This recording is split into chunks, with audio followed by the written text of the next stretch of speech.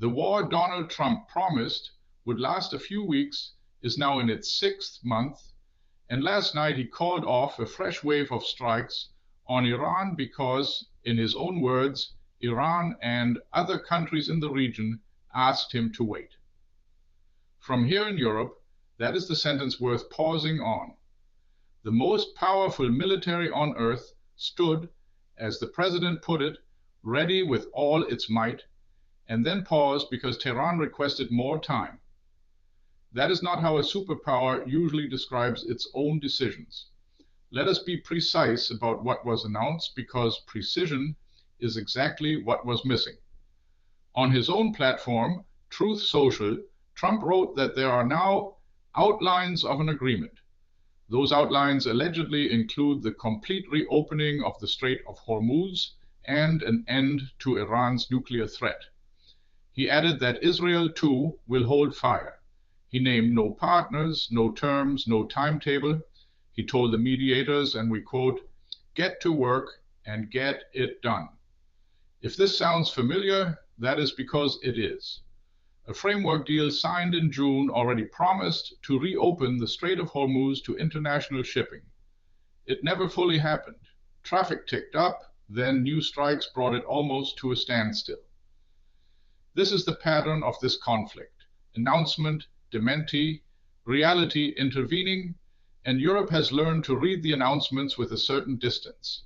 And the announcement did not survive the night. According to the American military, Iran fired ballistic missiles at a United States base in Jordan, the first attack since the pause. American forces, in turn, hit targets inside Iran for the first time in nearly a week. So much for holding fire. Now, why the sudden appetite for a deal? Look at the map and the calendar. The Strait of Hormuz carries the oil and gas of the Persian Gulf. Tehran is using the blockade and the higher world prices it produces as leverage. In just over 3 months, Trump's Republicans face the midterm elections. High prices at the pump are, shall we say, inconvenient timing. Meanwhile, Washington has renewed its naval blockade to choke off Iranian oil revenue, the regime's lifeline. Two governments squeezing each other, both watching the clock.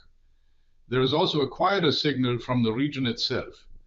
Reporting from Washington suggests the Saudi Crown Prince called Trump on Saturday to voice concern about the planned strikes and to urge de-escalation. When the kingdom that competes with Iran for regional dominance is the one calling for restraint, you sense the appetite for another round is thin. And the nuclear question, the very justification Trump gave in February for going to war, remains unresolved. Israel and Washington accuse Iran of building a bomb. Tehran insists on civilian use. Experts do not expect a quick agreement, which is the whole problem with an outline.